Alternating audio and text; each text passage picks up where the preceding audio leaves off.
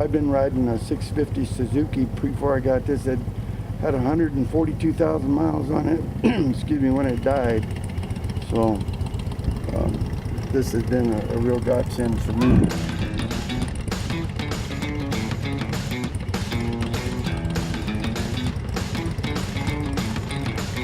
It's a long road back from war, and Stephen Walker's been on that road a long time. Well, I wasn't really worried about getting drafted. I was more worried of getting out of the orphanage than I did.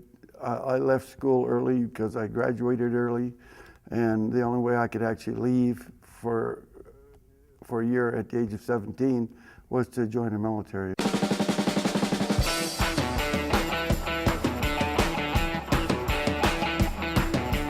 Just our base camp pictures in the rear. I didn't get there very often, but when I did, the buildings up on the left were hooches that we stayed in overnight. By the time the Vietnam veteran had returned home, he'd received 3 Purple Hearts, but he'd lost his left arm. That AK-47, and so, you know, if you want to know particulars, I was hit once in the heart, 4 times in the back, and 6 times in the arm. And so I feel real fortunate to be here. When Walker returned to the States, he was met with scorn by many protesters against the war. The same thing happened to Terry Kirby.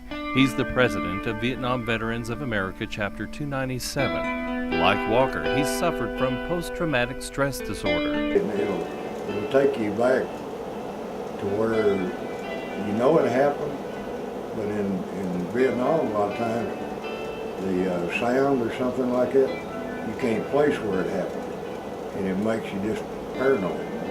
The nightmares and all that, they're not quite as often, but I still have them. I still wake up there and baby cry. Kirby and Walker struggled for years. Kirby found solace in his Native American roots and in counseling other Vietnam vets. When you're sitting there talking to another combat vet, he knows how much it hurts to lose a buddy.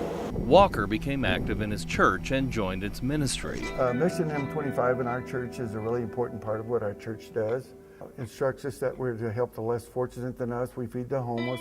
And Walker goes on the road, back on the road, traveling across the country to other churches and organizations, spreading a word of hope and courage.